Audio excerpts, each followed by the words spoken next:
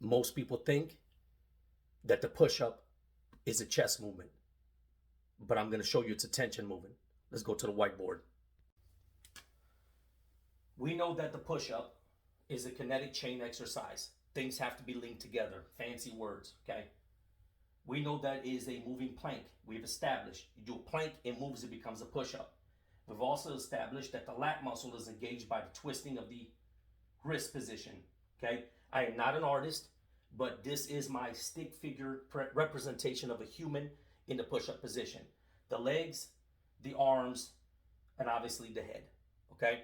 So this will be my legs in the back and my arms up here. So let's break down the triangle, the tripod stance for support, okay? The peak of my triangle is my shoulders. Kinetically, my shoulders are attached to my elbows. See, I'm coming down right here. There's my elbows. Therefore, my elbows have to be attached to my wrist. All that kinetically links to my back. If you look right here, lats. That is my back. That is this representation of the torso here. The lats. So if my shoulders, my elbows, my wrist, after twisting or screwing the floor, as we talked in the previous video, tension creates tension on my lats. I also have to be on the flip side. If the lats are here, the flip side of it is the core. That's why you've heard before, strong abs, strong back. You understand? So here it is. Don't get confused. This is a very easy breakdown. My shoulders, my elbows, my wrist have to be stacked on each other or in line kinetically, creating a kinetic chain. Any of those are missing, my push-up is broken. Okay? Now, we know that lats and the core are opposite, opposing muscle groups. Okay? Now, what happens? The glutes have to be involved because I have to create small little hike in my glute that will tighten. Now, pay attention now because this is where people get confused. If my butt goes up, my belly slightly sags, I have to suck that in and brace it to the bottom of my neck. We've talked about this, so stay with me. Don't get confused on this little drawing. Okay?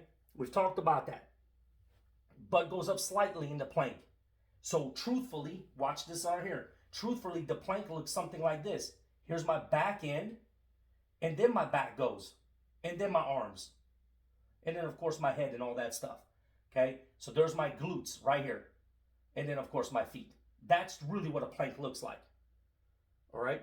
So in this linear representation here, if my shoulders and my elbows and my wrist are kinetically linked in a perfect chain, I move up and down with a plank position, meaning my glutes are tight. My stomach is sucked into the bottom of my neck. That means my lats, my core are tight, my glutes are tight. My heels are planted. My kinetic link in the back is the same as my kinetic link in the front. If I have heels, I have a knee. If I have a knee, I have what? The hip. All these structures, whether you're kneeling in the female position as far as the push-up or assisted push-up or not, all my kinetic links have to be 1, 2, and 3. This is why people fail at push-ups. Okay? They're thinking, oh, it just involves this. It just involves my chest. Boom. It doesn't. It involves your legs. It involves your glutes. It involves your core and your lats. The minute you master that, you understand by one simple technique of tightening, screwdriver, the butt being slightly up, my core being sucked to my neck, all of a sudden the push-ups make sense. And guess what? You get better and better and stronger because you understand the fundamentals. No broken link. No broken link. I move in a plank. I move the entire series of my plank tight. And I make sure I twist my wrist to create lat tension. And I check off the boxes. In this case, I marked off the boxes so you understand 1, 2, and 3. When all these things are done right, my push-up is legit. Straight up. Okay? I like to teach this way because fundamentally we have to understand how to build a house. Predator, see you in the next one.